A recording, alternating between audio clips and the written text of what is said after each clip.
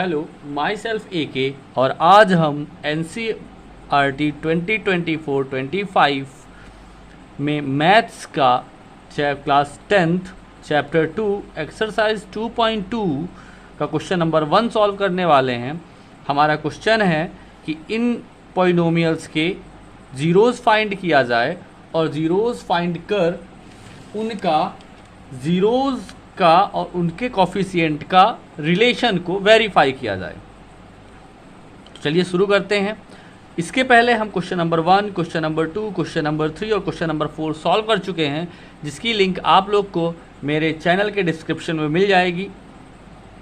और अब हम क्वेश्चन नंबर 5 सॉल्व करने वाले हैं, t² - 15। हमारा क्वेश्चन ये रहा। क्वेश्चन है t² - 15। तो इसे हम कुछ अलग तरीके से सॉल्व करेंगे, चूँकि जो एक standard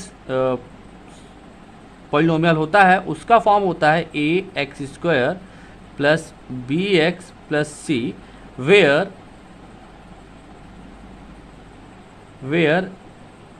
a not equal to 0, जहाँ पे a 0 के इक्वल नहीं होता। और इस हिसाब से ये हमारा क्या क्वाड्रेटिक पॉलिनोमियल है।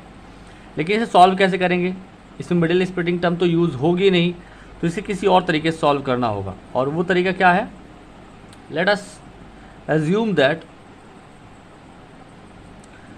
हम इसको कुछ इस तरीके से लिख लें। अब आप बोलेंगे कि ये कैसे हो गया?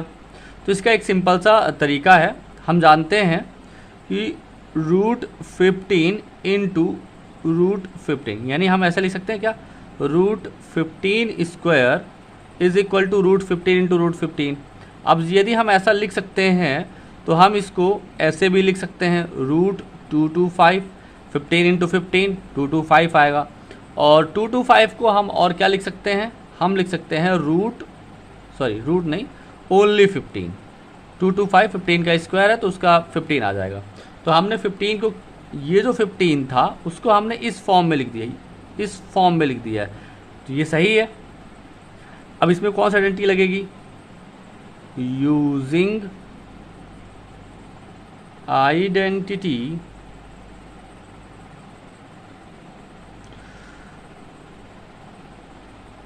a² - b² =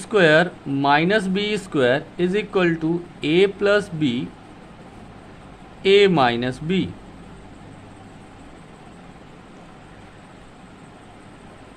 इस हिसाब से क्या हो जाएगा? ये t + √15 एंड t - √15।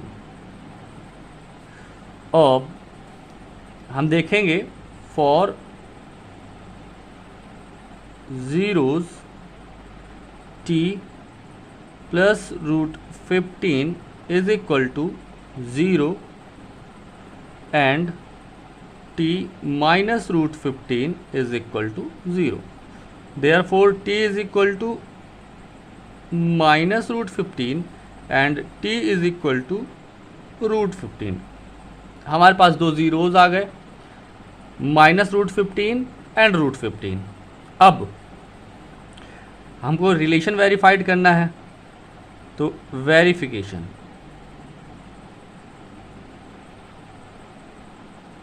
वेरिफिकेशन के लिए let's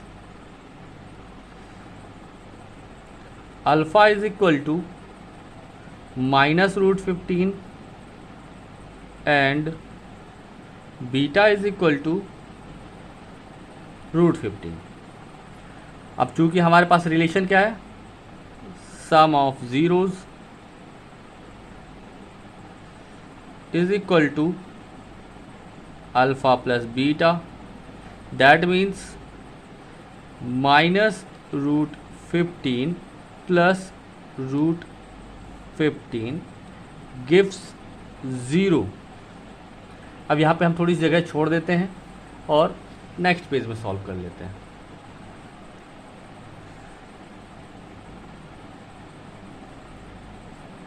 product of zeros, that means alpha